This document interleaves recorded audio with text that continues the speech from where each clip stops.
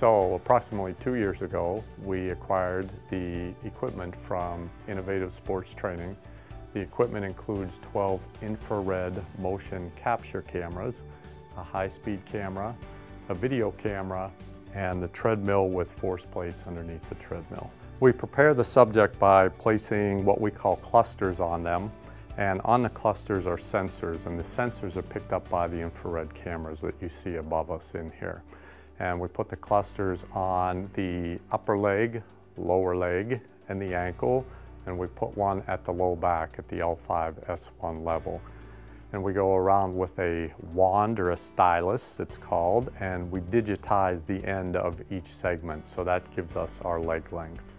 Okay, upper leg, lower leg, and it also gives us where the foot angle is from the floor.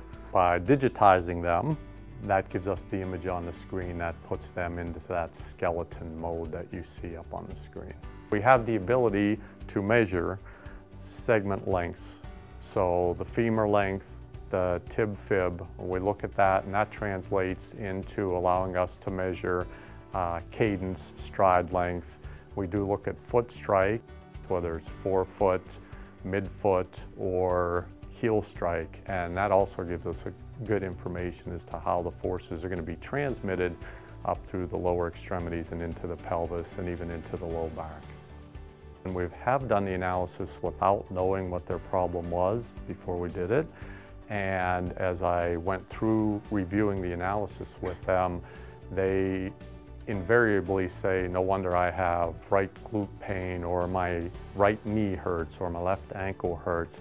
The information always correlates, or it has correlated to where their injury is, whether we see an abnormal force or abnormal angles at those joints, or the imbalances from side to side. So it definitely validates what we're doing. So we're moving towards the chiropractic care and the effects it has on the conditions or the imbalances that we see in here. When we look at their analysis, their hip is rotated anteriorly, so we go in and we make the adjustment to correct that. This biomechanics lab has allowed the university to have a diagnostic capability that there are only a few 3D biomechanics labs across the country.